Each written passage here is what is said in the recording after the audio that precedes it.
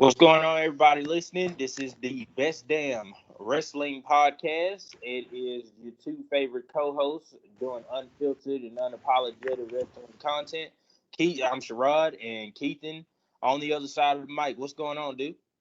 Nothing much. I feel like we're about to step into a goddamn time machine of I fucking know. wrestling awesomeness. You know what I'm saying? I'm Yeah, ready for this. yeah. This is about to be fun. We're doing something a little different today. We are going to do a basically a show on greatest segments in wrestling of all time. Now, before we start in this, we gonna try to keep in mind we can't cover everything. So if you listen to this and you don't hear something that comes up, please feel free to comment or let us know or reach out to us on Twitter. We may actually do a two-part series to this. So just consider this kind of part one and let's see where it goes. And then if we need to add to it, we'll definitely do a part two. But man, let's dive into this. I'm ready to go. Let's do this. And again, there's no script here. We just freestyling. So I mean, I know you looked up some stuff. I looked up some stuff. We trying to touch eras, both current, present, past, everything. You want to start? Yeah.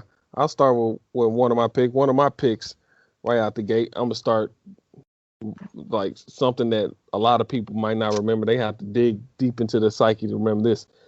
It was a time during the time of the corporate ministry, right when the ministry was actually before it became corporate, when they were really just starting up. And Undertaker was just getting into his heel turn, and he decided that he wanted to kidnap Stone Cold Steve Austin. Now, this is after Stone Cold Steve Austin had been hit in the head with a shovel and knocked out. He had a concussion, and they filmed him at a hospital, getting all these tests and stuff. He's ready to go home. People at the hospital like, no, you're not going home. Next thing you know, Austin's in there trying to get some rest. All of a sudden, Undertaker comes in, starts attacking him, basically just mauls him, knocks him out. Then him and Paul Bear kidnap Stone Cold, put him in the back of a hearse. They're about to bury him alive in like some little deserted field. But Austin comes to and starts fighting him. So then they decide they want to knock him out again. They knock him out again, and they Yeah. take him to Paul Bear's funeral parlor. And they are going to kill him, then embalm him. So imagine my little 8-year-old, 7-year-old self watching this, thinking that one of my favorite wrestlers is about to get killed because that was a big ass knife that Undertaker had. And he was about to stab Stone Cold in the chest. But then, right in the nick of time, Kane comes in, attacks Paul Bear and Undertaker. Then, next thing you know, Austin comes too and he stumbles out of the funeral parlor and then they cut it off like that. The reason I've been so quiet while you were telling this is because I don't remember this. I mean, it sounds like something that Undertaker would have done at that time. I do not remember this, and we're the same age. I don't remember this. I don't know. I don't remember this. It was a great time. I think that Undertaker is probably my favorite You know, Undertaker. I Yeah, can't lie. That's my favorite version. When he was a bad guy, especially yeah, during the whole corporate ministry run, he had some great segments. Even right yes, before, remember that whole build up between him and going into Mania 14 and yeah. how like even then he was pretty good. But yeah, that's by far my favorite version. He actually creeped me the hell out. Like at that time, No, he did. I hated the Ministry of Darkness. Especially when he was doing that little sacrifice and the people thing. And when he did that with Midian, and he like, I was just gonna say, do you remember when Midian was indoctrinated into the Ministry of Darkness? That freaked me out. man, that freaked me out. Not only because of the stuff he was doing, but because they were in Houston the night that they did that. If I remember correctly, they were in Houston the night he sacrificed Midian and brought him into the ministry, and that scared the crap out of me. I was like, oh shit, Undertaker's in Houston and he sacrificed people. I'm next. Like I was just scared as shit. Yeah, it was believable. I mean, yeah, man, he was for real. But I just you stumped me right out the gate. I just do not remember this one. I tell you what, I'm gonna try. I'm gonna try now. I'm gonna do one. Pillman's got a gun. How much do you? Classic.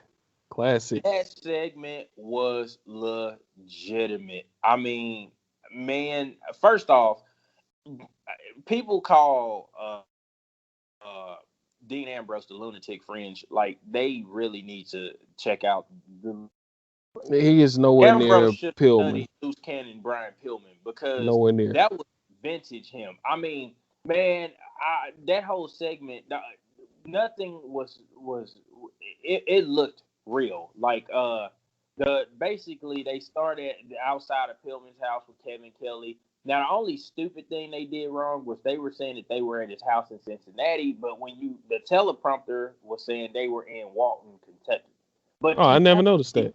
yeah, yeah. If you go back and watch it, it says coming to you live from outside of Pillman's house, Walton, Kentucky. I don't know if they ever caught that. But you forget about that because they get into the house and they're talking to Brian Pillman. Now, do you know the backstory on how Pillman actually wound up at home? No, I thought it was due to an attack that happened in the Yeah, midst of Stone supposedly Cold Stone versus Cold. Yeah, he Hart attacked. Foundation. Yeah, he attacked him and he hurt his leg and he was at home. So him and Pillman was having something going on at that point. Well, when Kevin Kelly's in there interviewing Brian Pillman, like first off, hands down, I think the performance of the night gotta go to his wife. She sold that whole and like Yeah. Pillman's sitting there and everything else, and he's talking to him. And so they asked him, "Do you feel threatened in your own home because Stone Cold is supposed to show up?" He's like, "Huh?" He's like, "When Austin 316 meets Pillman 9mm Glock, and he pulls this gun out, and I'm like, holy Yeah, she runs shit!" off screaming And and stuff. no, well, no, not that was before that. That you hear him in the background going, "Oh my God, he's got." And again, when you're 7 or 8, 9 years old, you believe in everything you're saying. And I'm Yeah. like, oh crap, this dude's got a gun. This is serious. Then they go to break, come back. Stone Cold's out there fighting the friends that are supposed to be out there keeping watch over the house. That was nuts because man, that was a brawl outside. That was crazy. I don't know if you remember or if you went back and watched it recently, but Stone Cold Steve Austin actually threw a red wagon at one of the guys. Yeah, He that was kicked. funny. Yeah, That's that was hilarious. Knocked one of the guys in the kiddie pool right. too. So after he beats them up, he tries to get into the house. So he goes around the back and breaks the door down. That's when Pillman's wife starts screaming. Pillman gets up. He's gonna shoot him, and you hear, and man, everything about that was good because you could hear Vince, who was an announcer at the time, and I believe King and JR, and they're like, "What's going on? Somebody call the police," and Pillman points his Yeah. gun. Now, the significant part about that whole thing, at the time, again, I'm saying, oh, God, he's finna shoot him. Well, the screen goes off. And I'm just now learning recently from looking at that and reviewing it for this show, supposedly, do you remember how the screen went black Yeah. when that, okay, Feed cut and stuff. right, supposedly, okay, rumor has it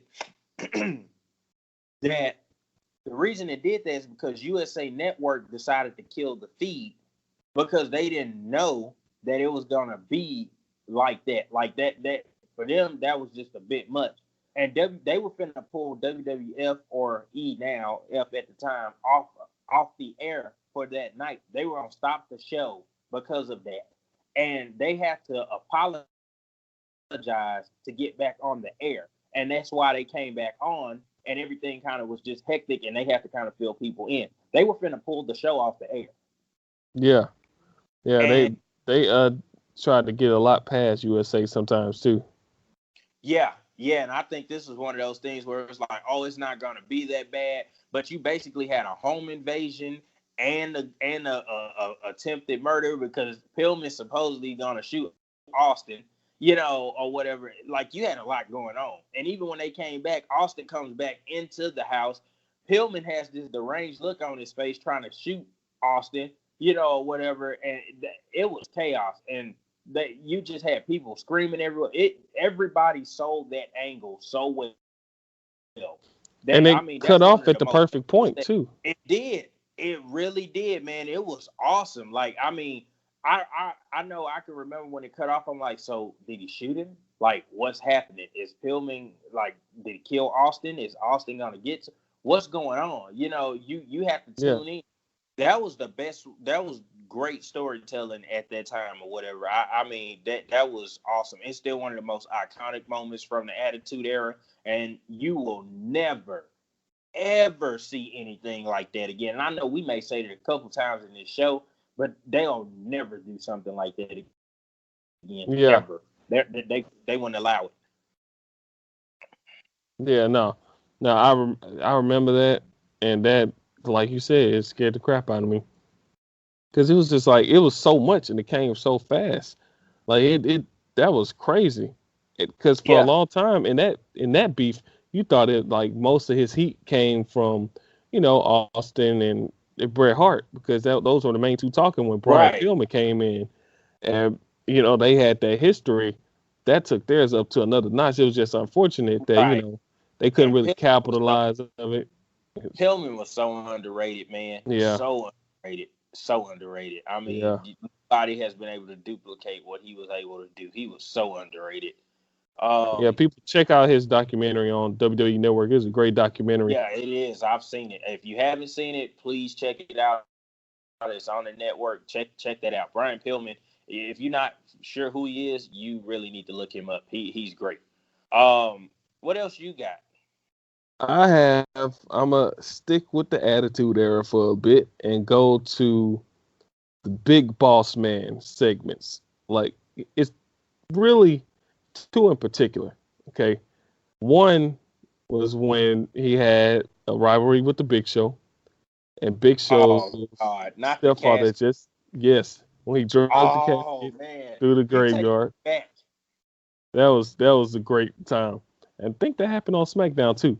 It was that was a great part because it showed his ruthlessness. And then if that wasn't good enough, if that didn't show him in a more ruthless light, you go to during the hardcore championship times when Al Snow and Boss Man have a rivalry. And Big Boss Man appears to give an olive branch to Al Snow to call a truce. He makes him a dinner and Right, stuff like that. and there was the fucking dog, wasn't it? Pepper. Yep. Pepper. You know what? I thought that was a bit much. I That kind of pissed me off but oh man, yeah.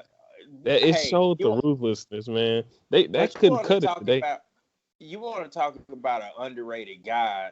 Boss Man didn't get his due for how he could get heat back Yeah. then.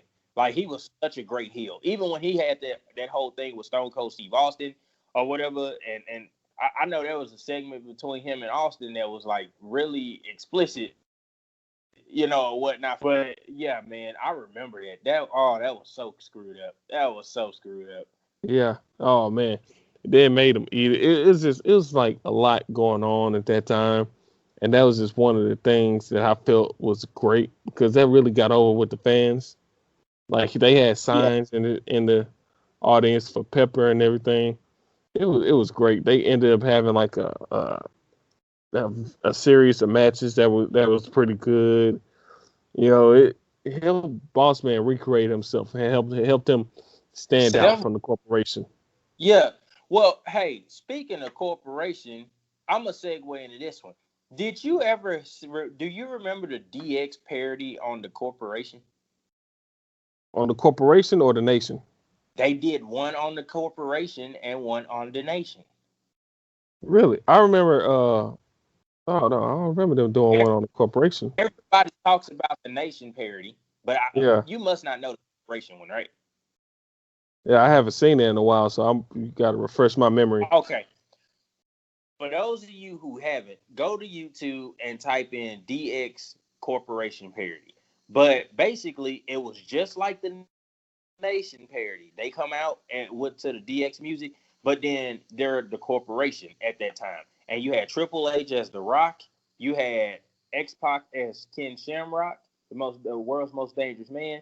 You had Road Dogg as Vince McMahon when he had two short people, I guess that would be the right word to call them these Right. days, who were basically attached to his ass, and they were supposed to be the Stooges, Briscoe and Patterson. So every time he moved, their face is literally on his ass. They're the ass kissers, Briscoe. Then Billy Gunn was Shane McMahon, but he came out in just a suit jacket, a big diaper, and he had a silver spoon. And Yeah. one that took the cake for me was China was the big boss man. Oh, okay. Now I remember. Now I Yeah. remember. Yeah, Oh that was a God, great that one. was hilarious. That was hilarious. I mean, man, it was crazy how every time Road Dogg moved, the short people moved with him. Every time he moved, the short people moved with him. And I think the funniest part to me was when uh they would go to X Pac and he would just stand there and scream and beat his chest and stuff, stand there and scream or whatnot. And they were talking about like how people call Vince McMahon a sphincter, and he's like, all of this talk about sphincter gets me in the zone. Like that. It was awesome. Yeah, I The remember whole that. thing. And Triple H with the Croc thinks that Shamrock needs to start switch over to decaf. Oh man, that was crazy. And so at one point, China walks up, and I had said up until that point because it took me a second to notice. I was like, man, everybody's dressed up except China. She still kept that badass, hood. Well, she steps up. She's got a nightstick, and everybody gets out the way because they're scared of her. She starts twirling this nightstick, and then she throws it up in the air, turns around and starts looking for it. It's on the other side of the ring or whatever. That was great. Then they had somebody come out and do like a parody of Shawn Michaels, and he was carrying a basketball, and like he kept dropping it, and Triple H would be like, "Well, Shawn, you're dropping the ball again. Well, Shawn, you're dropping the ball Yeah. again." Like that whole thing was hilarious. Yeah, because that was the pivotal thing he said the first night he took over DX. You dropped the ball, and now I'm about to pick it up and run with it. So I like how they did that. Yeah, man, that was that one and the Nation parody were both. DX to me was the most over faction at that time. I mean, I love the corporation, or whatever, but and NWO at some point in time I loved too, but DX always had a soft spot in my heart. Like Yeah. they were over. Like Very deserving of their Hall of Fame nomination. definitely, without a doubt. I mean, what version do you remember best? I think for me and you, I remember Shawn Michaels and Rick Rude and who should have went in with them, and because he was one of the first people. I Right. remember Shawn Michaels, Rick Rude, Chyna, and Triple H. But the DX that I always was familiar with was the Outlaws, X Pac, Mm-hmm. Triple H, Chyna, and then Yeah. eventually it went from Chyna to Stephanie, and that's the DX I knew growing. So like Yeah, it was just those five for me. It was just those five for me. That's the DX I love. With just those five. Triple H, China, the Outlaws, and X Pac. That's the because that's when that they was came up with some of their best stuff. Like you were saying, the parodies and stuff when Road Dogg was doing D'Lo Brown, that was hilarious, man. He yeah. almost took over that whole damn thing. Oh Cause yeah, the way he would just do the little head bob or whatever. yeah, every I mean, time Triple H said something as a Croc, he went and repeated it and like bigged it up. It was just but great. even Triple H as the Croc was hilarious, and I think Yeah. that's why the Rock. I think that's where the Rock got the idea for that one segment where he stood on the ramp and mocked Triple H, and it was like every time he like I am the game. That was hilarious Yeah, that's too. the But I think that's yeah, that was a great one. Yeah, no, I love that. I didn't up until recently. I didn't even know there was a corporation one. They were famous for the Nation parody. Yeah, Although, I mean, even then, even that, both of those parodies, they wouldn't let them do that today. Like Billy Gunn no, showed actual ass mid segment on national yeah, television. it was bad. X Pac with the blackface thing as Mark Mizart. They wouldn't allow that now. Matter of fact, you probably the second you pulled that, there'd be lawsuits Oh, it'd probably be on problems. they It'd be yeah problems. they wouldn't there's no way they'd allow that. I mean, but those are the things that made the attitude era. And Yeah, it I mean it was edgy stuff. was. Yeah, You know what? I'm glad you picked that one as your segment because it kind of segues right into my next one. My next one was the McMahon Hemsley regime. I felt Ooh, like those segments was great. Like when Stephanie's trying to marry Tess, and then Triple H comes out and shows that she was drugged and he married her when she's incapacitated. So that whole thing was just great because you felt the emotion. Stephanie is a how great many actress. times did we consummate the marriage? Oh, Yeah, yeah. Because it's like Vince McMahon's worst enemy. He hates DX as a whole. He's always hated DX. And now his worst nightmare came true. His daughter marries the leader of DX. And it and was just she great. hated him at first, and all of a sudden she turned on everybody. They told Yes. him double swerve or what not because I was like, there's no way she's gonna go for this. She Yeah. ended up falling right into it. But you know what? As quick as they switched her, like turned her, the quicker they justified it. Because soon as she turned, she came back the next night and said, I'm turning on you because of all the stuff you put our family through. You had me kidnapped by the Undertaker when you were the higher power, and you cheated on my mom. You treated us bad, so now it's my turn to get you back. So it kind of justified it in a way. It was just great storytelling, I think, at that That time. yeah, that whole little regime was. Although I'm not gonna lie, I got kind of bored with all the matches because it was kind Yeah. of like Triple H was booking and being the bad guy and the top guy all at the same time at that point. Because remember the whole it's a DX night, the DX Express. Like I got tired of it after a while. Because Yeah, I'm yeah, gonna tell you, I remember Royal Rumble with him and Cactus Jack because Cactus Jack was the only person he was supposed to be scared of. yeah, I wanted Cactus Jack to win that match because I was like, God damn it, I'm sick of this. yeah. No, I was definitely sick of that shit too.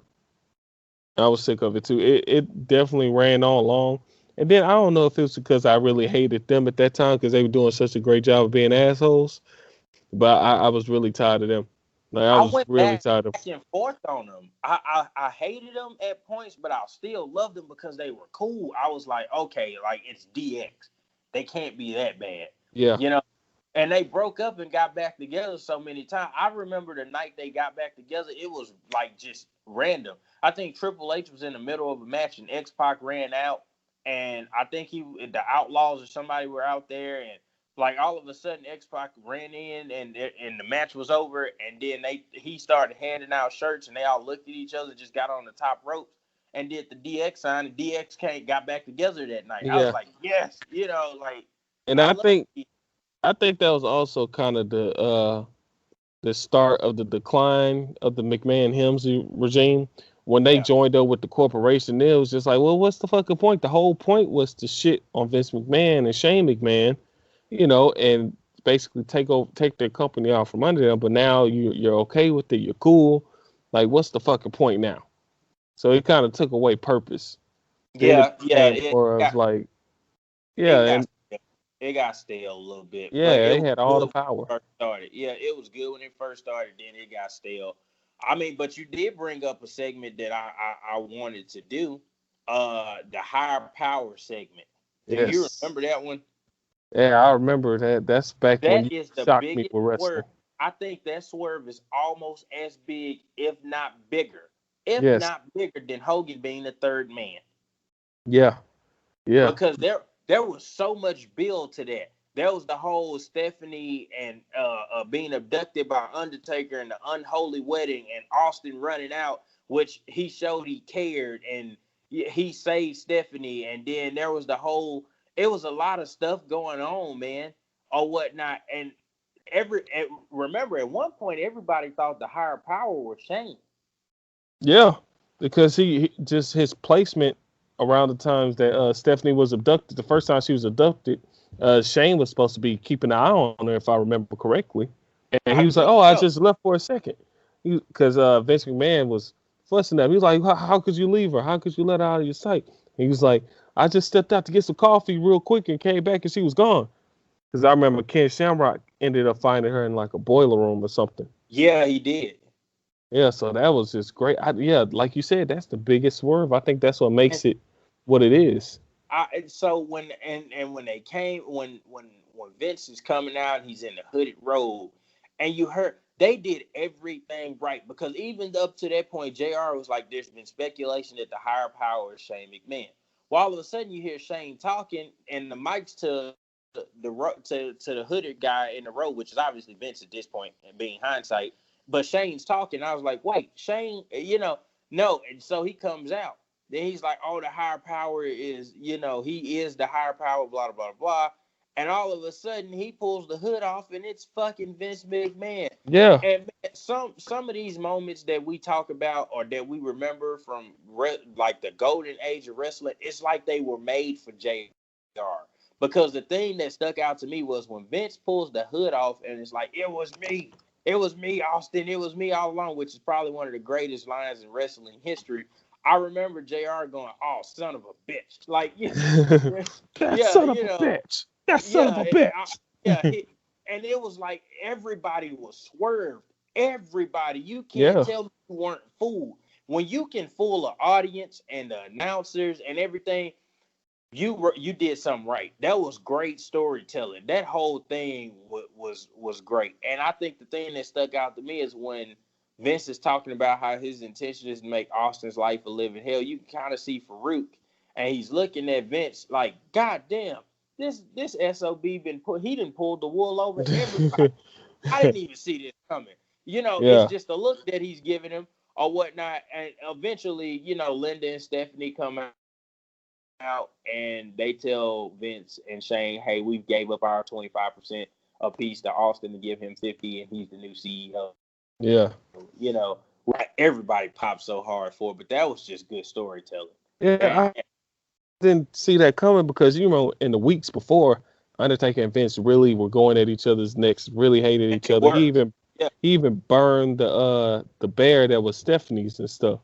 Because I remember they had the part where Stephanie was being stalked and stuff, and like every time she left the house, they had like a video of her leaving the house. Like they went like even out of the arena for it. They went deep in it, where Undertaker kidnapped her in the limo. Stuff. Vince thinking he getting Stephanie away to safety, but Undertaker's the limo driver. It's just great stuff. It was a slow burn, man. Like that was a good story. That's how you tell that damn story. That's how you do it. That was definitely a good story. I loved the whole thing. That he swerved everybody. And again, we were a lot more impressionable back then because we were kids. There was no dirt sheets. There was no story away. There was no.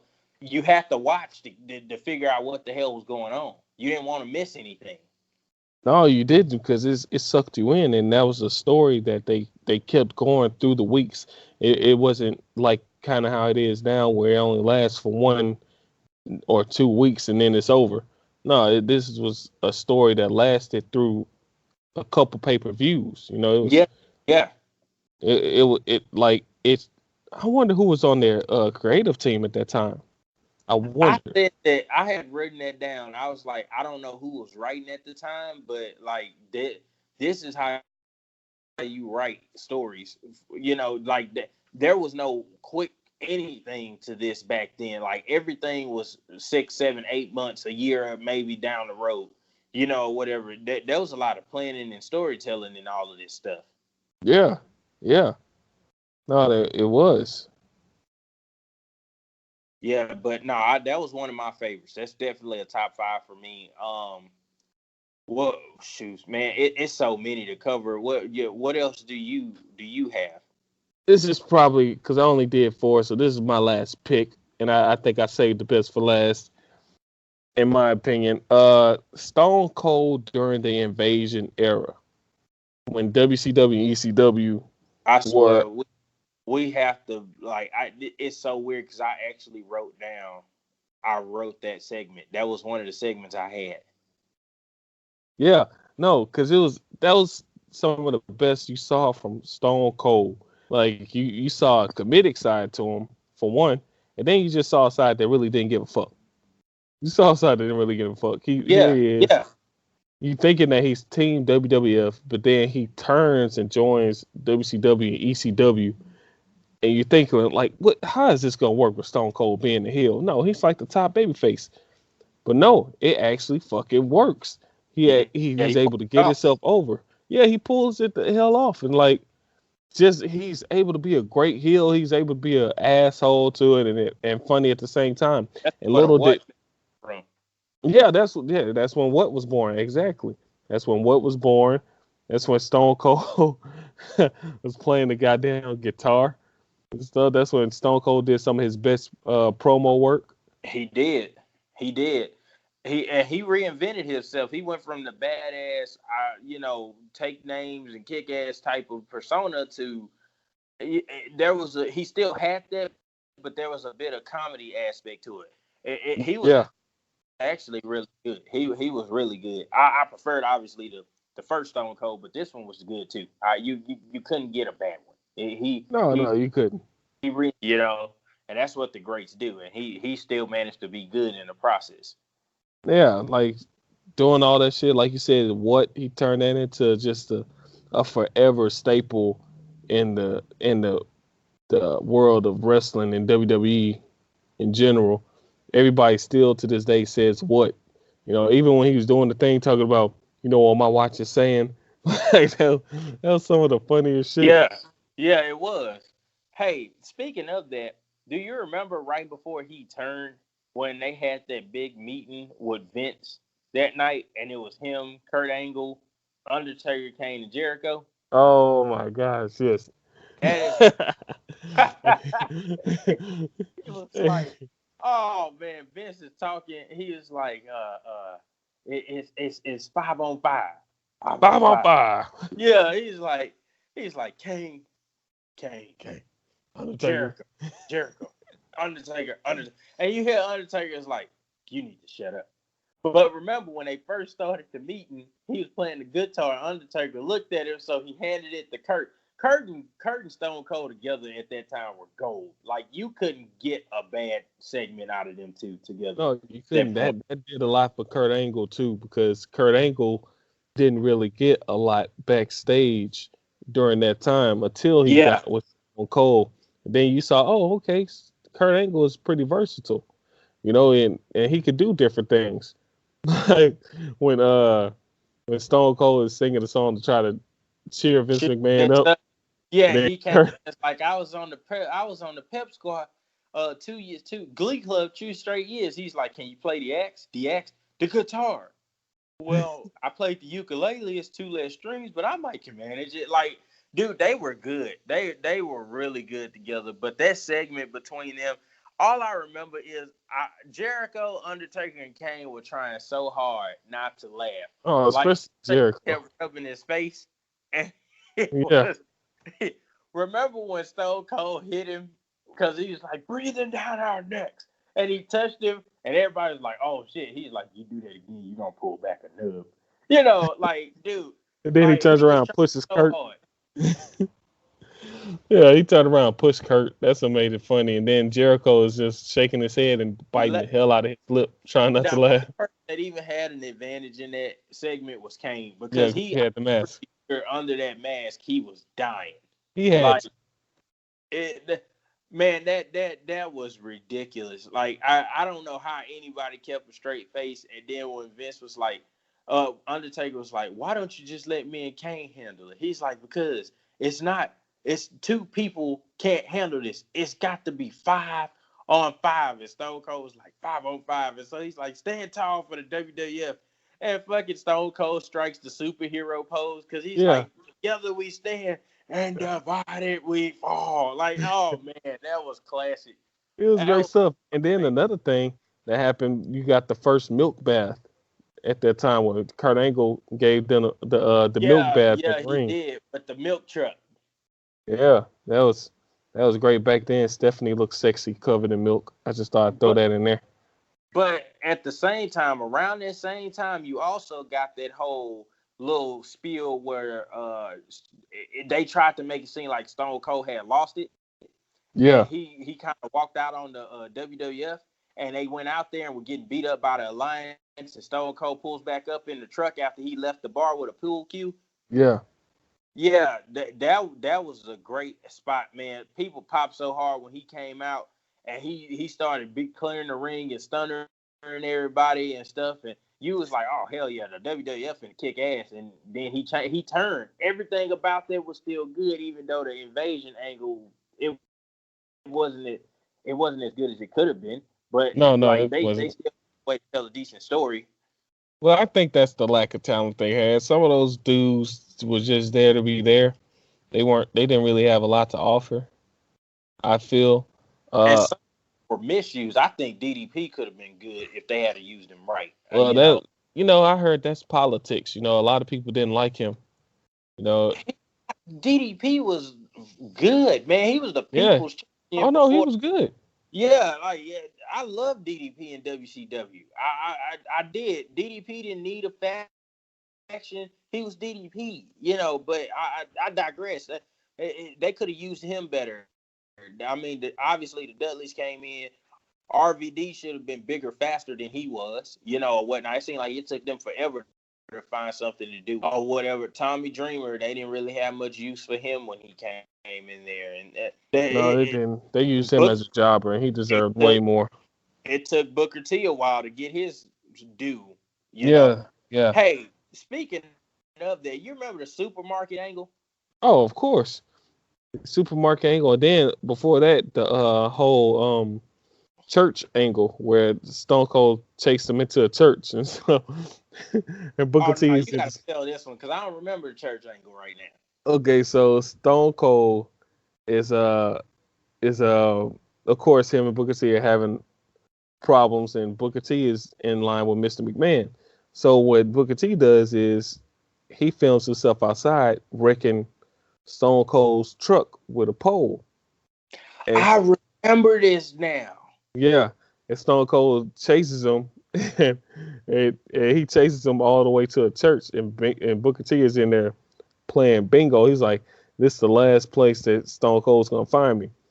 So he's playing bingo. Then next thing you know, he hears Stone Cold call out the next letter. It's A, as in Austin 316. Booker T, Booker T looks up and he takes off, hides in the confessional for like the next couple of scenes, and then Stone Cold gets in the confessional after Booker T just tried to help other people. And Undertaker's like, "Excuse me, Father, but I'm about to sin." He's like, "What? You sin?" He's like, "No, but I'm about to." He said, Booker T was like, "Say that again." And Stone Cold like, "What? What? What? What?" Booker T ran out, and he's running, and then he runs into these just like group of nuns who are like rehearsing a song or whatever, and Stone Cold's right behind him, and Booker T's like, "Hey, ladies, you know who needs to find God? This guy right here, my friend Stone Cold Steve Austin." And they're like, "Well, can you give us a ride?" Booker T's like, "Yeah, I have a car. I can give you a ride." He's like, "But my friend Stone Cold Steve Austin here really needs to find God." Then the pastor comes up to Stone Cold, and Stone Cold's like, "Booker, don't you leave? Don't you dare leave." Booker T leaves with the lady, and the father comes up. He was like, "Would you like to have Jesus Christ in your life?" He was like, "What?" Then it cuts off like that.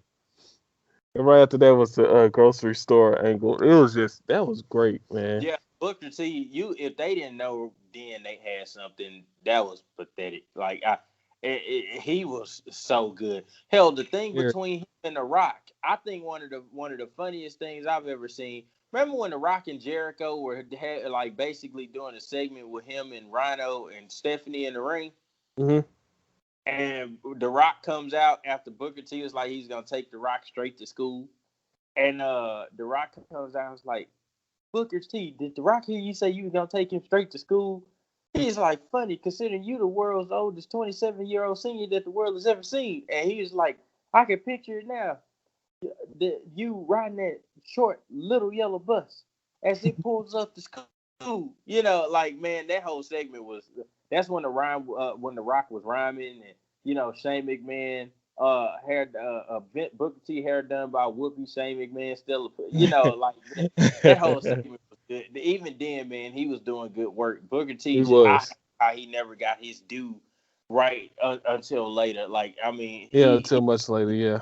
he was very good. Let's let's bring it current for a second. Remember the Miz and Daniel Bryan on Talking Smack? Yes, people didn't know if that was a shoot or a work. Dude, first off, I gotta know, why did they take it off the air? Talking I Smack don't was a know. good show. I And don't know, man. That I but really don't understand. here's what I heard. I heard that the reason it was taken off is because it was too unpredictable. They couldn't predict what was going to happen or what was going to be Yeah, said. My theory here is I think this particular incident is what did it. This had to I be think what I did think so too. Well, because because Daniel Bryan got up and stormed off the stage. it was Raw had one of those shows too, the After Raw shows. I forgot what it's called, but Talking Smack was doing better than that one. And Yeah, they don't like SmackDown to be doing better than Raw, even though and the it flagship. is. Yeah, Yeah, yeah, even though it fucking is, it has better matches, better champions. But anyway, that's one thing that I know was the problem. And another thing why they were so unpredictable was because they didn't have scripted promos. They just had to go off the top of their head, and I think that's what made it good. yeah, yeah. I mean, but that thing started hot with Daniel Bryan telling the Miz he wrestles like a coward, and then Yeah, it that just got was worse. man. You Yeah, it just got worse. And if to me, that whole thing, if Miz wasn't a main event player before that, he damn sure was to me after. And you could tell everybody got uncomfortable because even Maurice and Renee Young were looking like they were definitely looking uncomfortable when Miz is telling Daniel Bryan, like, you told people you were coming back and you were gonna do whatever it takes. And he was like, I would if they would let me. He's like, no, you don't mean that. Because if you did, he tells him that he would have just quit the WWE and went and worked the indie scenes and did like backyard wrestling if that's what it took or whatnot. And Daniel Bryan gets mad and walks off. I mean, but dude, like the Miz looked like he was crying in that segment. Yeah, he did. He did. I know he said that part of that was like how he really felt about it, because he was like, how the hell am I only gonna win the WWE Championship one time and then I haven't won it again since? What's going on? Yeah, exactly. And that is why I think not that that's what this episode is about that we're doing today, but that's why I think Daniel Bryan and the Miz would have made sense going into Mania. But he saddled with Shane. But Yeah, again, that's not what this is for. But I'm just saying that was a barometer for. Do you see what these dudes could do? Or whatnot. Like he really pissed off Daniel Bryan like that. And I guess my question is it was that a work or a shoot? I feel like it was a work, but it kind of worked its way into the shoot. Kind of worked its way into it a little bit, to Yeah, give an effect. Because I mean, like I just said, the Miz really felt that way. He felt like, why can't I get these type of opportunities? I right. mean, I've been champion too. Like what the hell is going on? And he deserves it. He deserves it. I feel like even now he's being held back. If I could be honest, No, it's I disagree. Yeah, no, you know I disagree. yeah, he's being underutilized. Shane is holding him back. Like he doesn't need to do that. He needs to, It's he when they spent half the year last year building up to something that they could have had to in Mania yeah. between the two. I think there would have been something there. But again, that's not what this episode's for. But No, it's not. because I can't talk. Because we're referencing it, like you got to make note of it.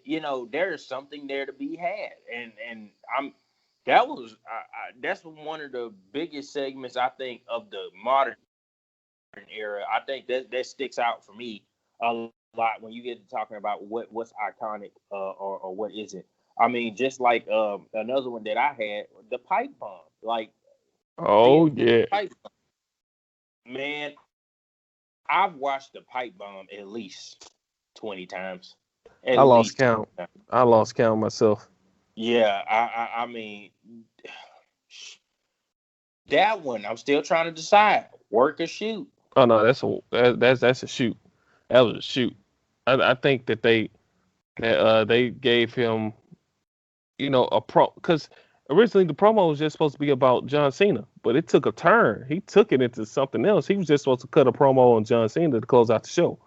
But Right. this I think they would have been cool if he was just shooting on John Cena, but he decided to shoot on the company, and people were like, "Oh fuck no!" It's like, I "Oh still hell." want to know what happened with that anti-bullying campaign. Like, I wish that they would have let that out. But I know there's no possible way that was going to happen. I think they figured it seemed like he caught them in the crosshairs because it was him, and they were like, "Well, damn, this is like really good." But then he was going too far, and they have to shut it down. Right, right. Because it was, I mean, and then now the great thing about him doing that is it kind of started this whole wave of people trying to be more real in their promos, try to put more attitude in their promos. Because I mean, because you remember that's what sparked the pipe bomb with AJ Lee that she cut on the Total Divas cast and chopped them down. You know, and She he started buried a wave. all of them. Oh man, oh man, they didn't stand a chance. I still remember the talent is not sexually transmitted comment, and I was so sure. I was like, she's finna get fired. Like, Yeah, they especially when didn't. she was like, I didn't get here because I sucked up to the right people. I was like, Yeah, she was dang. AJ Lee and AJ Lee was ahead of her time. I would love to see her with the women today. Yeah. And CM Punk was just too, I think, too good for the time period he was in. Maybe now it would be okay, but he just was too good, man. He was too good. Yeah, they didn't realize what they had either. You know, they really didn't. They didn't realize the real gem they had. You know, But I feel like he was already over, but that pipe bomb sent him into like a stratosphere. Because remember, following all of that, he had that whole little contract negotiation thing with Vince, and he ended up leaving with the title, supposedly quotation mark, at the pay per view against John Cena, and then him and Triple H. Like everything he touched was gold after that. yeah, and they had a little bit of effect too. You know, he had the real title, and John Cena had the replica. So he Yeah, said, "I'm still the yeah, real true champion. That's not the real title." That's what was great about it. yeah. I mean, but man, he said stuff that like I I don't even think then. You know how sometimes you say, "Oh, they never allowed it." Now I don't think they even allowed it then. When he said, "Well, maybe this company will be better once Vince McMahon's dead, but it'll be ran by his idiot daughter and doofus son-in-law, like and the Yes. rest of his stupid family." Like that. That was uh, you wouldn't be able to say that even now. I'm serious. No, you wouldn't. Especially when you know that him and Triple H really didn't like each other at all. You know, they couldn't stand each other. They Right. had Well, real heat. right. Well, he still said that Triple H purposely came out of retirement to wrestle him or whatever because he was doing it on purpose. You know, he's like, and after he beat him, he went back into retirement. Yeah, that's one thing I didn't like about Triple H being in that position. It seemed like he kind of benefited himself on a lot of things, put himself in good positions. Like that whole, there's no reason why he should have had the first match against Sting in the WWE. That should have been a match for the Undertaker. Yeah, that was the fantasy match. Now we didn't get to see it now. Well, I think now he's better. He's discovered, hey, I Yeah, can't he's do that definitely. because he did it with Daniel Bryan too, if you remember. He put himself in that. Oh no, yeah, he did. He did. Now it seems like he's kind of hanging back a little bit more. Yeah, he's taking on more of an office role, and I think that's really good. You don't see him inserting himself into matches like he did wrestle last year at Mania, and then he also wrestled at the Crown Jewel, which is your favorite pay per view of all time. But I wish you would stop saying that. Crown yeah, no, Bulls. but yeah, ever since then, no, he's kind of started to really take a more or less active role.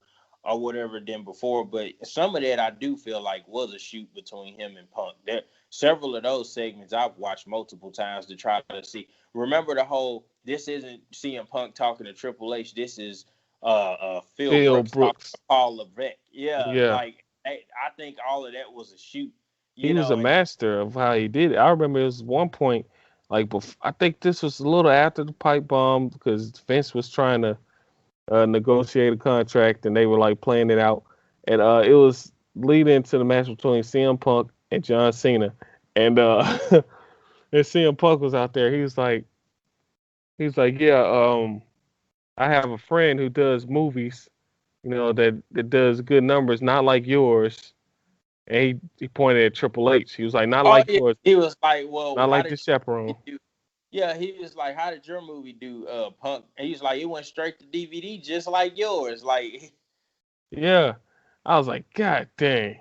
but Triple H didn't say nothing. even his segments with Vince and Cena seemed like they had a shoot element to them. Because remember when he told Vince, you will apologize to me for penalizing people. You want to penalize people that like wrestling. He started calling names out that they Yeah. let go. Cole Cabana, Luke Gallows, all of those guys. He's like, you will apologize to me for them because they can't be here. You want to penalize guys for not liking wrestling. And it looked like, I don't know if that was just worked in or if that was a shoot, but it looked like Vince was kind of like they were caught in the rock and the hard place.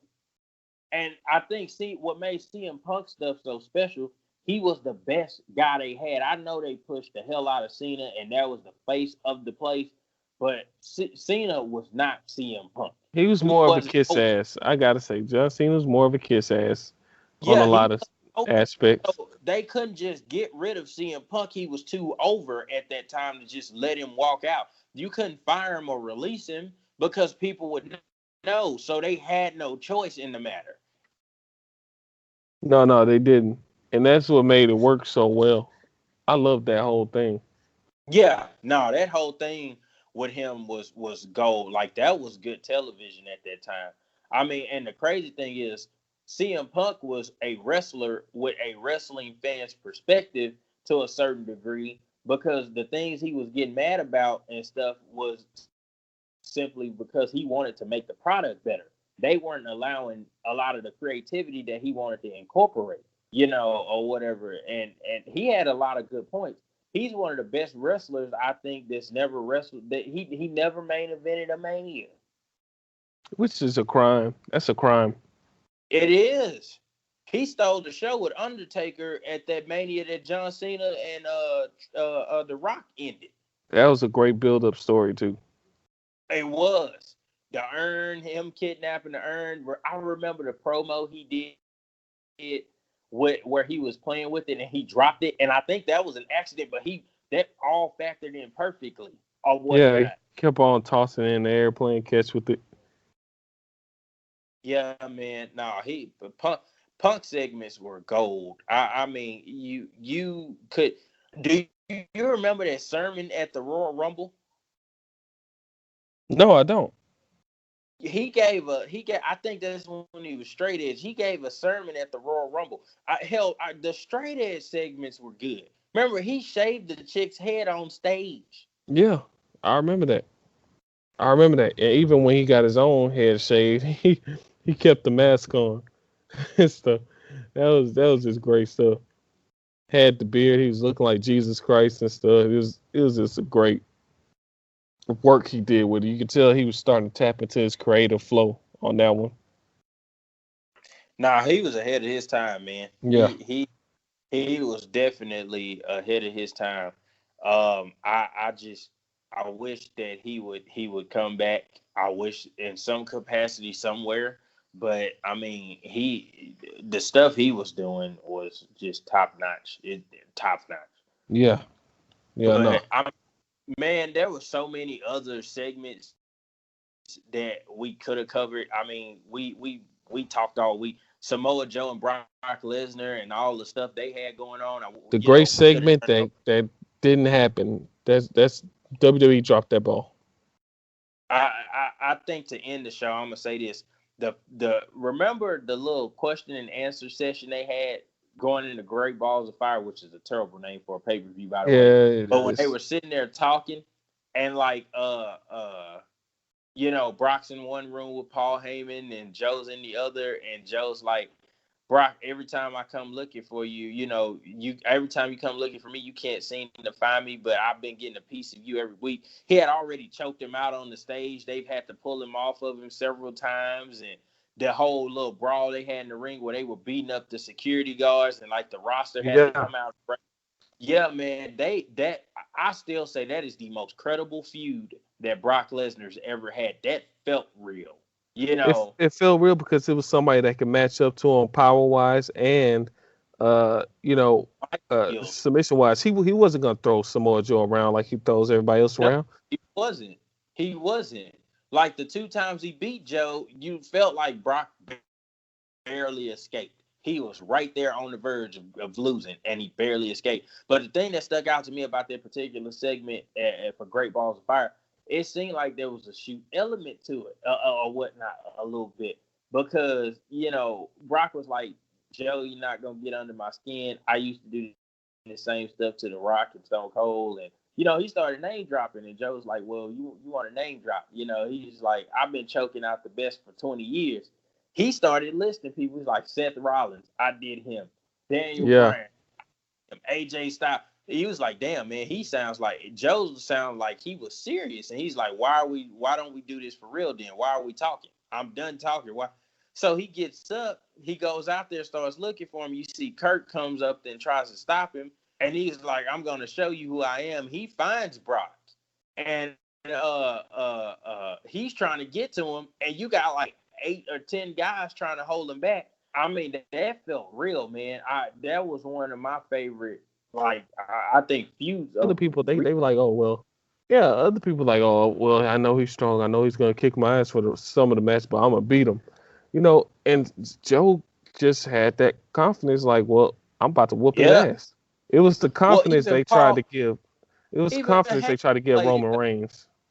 Yeah, even Heyman played it up though. He was like, Oh "You yeah, are my worst scenario. Like of all the people, you are the person I didn't want him to have to face." Like that whole thing felt real. It felt like, okay, like this is the guy that's gonna put Brock in his place. I didn't even feel that was Braun Strowman, and he's 7 feet tall and 300 or 400 pounds. I didn't even feel that with him. I was like, Braun could probably catch fire and put him out of his misery. yeah. But time he went against Jaw, I was like, man, this could go either way. This is a crapshoot. You got two badass guys in the ring at the same time. That brawl between them where they couldn't get the refs or the security, so they had to call a roster out. And even when they had the roster out there, they still were fighting each other. Like all of that felt legitimate. And aside from the fact that Samoa Joe got injured shortly after, I think the reason they didn't revisit it and they moved Joe to SmackDown was because he was getting over too much with it, and he was killing Brock's momentum. You weren't going to be able to book Brock as his normal powerhouse self, because Samoa Joe took him to the limit, and no one's going to believe that he could whoop Samoa Joe ass like that. Not that easy. Even after he lost, he still came out the next night. Remember that one segment where Roman Reigns, they tried to send Reigns out there first. Yeah. Joe comes out. He starts talking. Paul Heyman was like, you'll never get another shot. You're at Brock Lesnar again. And even then, he was a badass. He's like, you see that? That's your advocate protecting you from me. He knows. He knows what's going to happen. And it was like almost to the point where you forgot Roman Reigns was even out there. He was trying to find his space. Yeah, and the thing that stood out to me about that particular segment was Brock was like, I don't know if it was for real or not, but there was one point where Brock couldn't say anything, and he just got mad and got in Joe's face. But then he started trying to talk to Roman Reigns, and Samoa Joe's like, hey, you look at me while I'm talking to you, and we can straighten this out right now. And Brock just had nothing to say. Nobody said anything. Yeah, because my favorite thing he said was when he was like, see, your advocate is trying to save you because he know that I'm the only one that could take you down.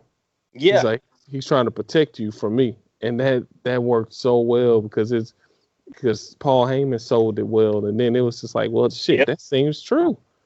Yep. Like, can he get out of that Joe submission lock? Like, I don't think he can.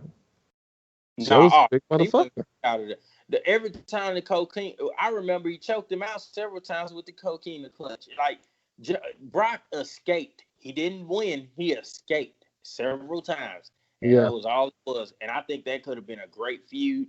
You had a lot of promo work. Paul Heyman going against Joe. Those are two of the best talkers in WWE. yeah, I wouldn't have had a problem with the hell. He choked out Heyman. You don't catch people going after Brock Lesnar's advocate. They don't do that. yeah. Because it's like, well, shit. I touched your advocate, Brock. You gotta defend his honor. It worked out well. I like that. Yeah, I yeah, really think they should bring that back. Something, man. Joe needs a title. yep, yeah. No, definitely don't disagree. I'm not even gonna get into that. I'm gonna just let it No, that's a die. whole other show. Yeah, yeah. But well, man, this has been fun. We gotta do a Normally, part yeah, we're gonna have to do a part two, and this time we might have to really dig into the votes. I want to do some WCW stuff. I know we didn't cover Hogan was the third man. People don't knock us for it. Again, this is our list, and we just got so caught up on the ones we picked. We're gonna definitely have to do this another two. Yeah. time, maybe or two. But yeah, this was fun, man. I enjoyed it. Again, we're gonna be doing different stuff like this quite often, coming up with different things when there's not a whole lot going on. And I mean, if you got suggestions, let us know. I know we want to do one on I think what was it, best wrestlers of all time. Best wrestlers of all time, yeah. And we also had one about best factions of all time. I don't know if we're gonna Yeah, do that. yeah, Yeah, but yeah. I want to do that one too. So I mean, we open to suggestions or anything like that. Feel free to hit us up on Twitter at DAMN underscore podcast. And we're always on there. Let us know what you think, or if we miss something, or you agree or disagree with what we say. And we're also on Instagram. Keithan's on there, man. Tell them what the Instagram is. The Instagram is best damn wrestling podcast. You just type our name in, we're gonna show up. You're gonna see the logo. You see us. That's all it is. And Twitter is we really respond to everybody on Twitter. You Yeah. engage in a great conversation with us. You may even feel like you're part of the show. No, for sure. Sure. Like we love input. We love people to listen. So listen, if you do listen, please be sure to tell other people, have them listen, subscribe. I mean, we got plenty of other content coming. It's going to be a lot of different stuff, and everything's not going to be what's currently going on. We might open the time machine a little bit like we Yeah, because did. we can go back. Oh yeah, definitely can go back. But no, stuff like this excites me, man, because we basically get to relive childhood for us at least. For some people, you might get to relive adult lives or whatever. But we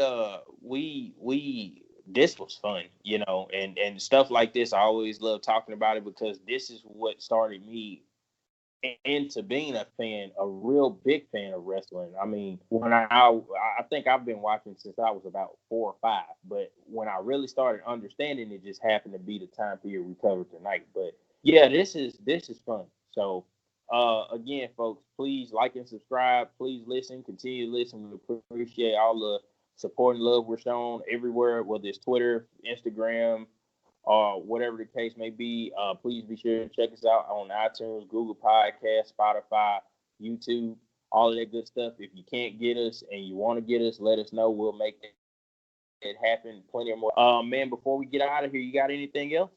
Yes. Spread the word about us. Keep engaging in us. Let people know that we're great people to reach out to. We're entertaining people because on Twitter we are less than 200 followers away from 1,000. And we're Yep. trying to hit 1,000 before Mania. Yeah. Yeah. Yeah, man. It looked like what you said is gonna come true. Yeah. Oh man, I felt Yeah, like we that was might the right go prediction. past. Yeah, I know.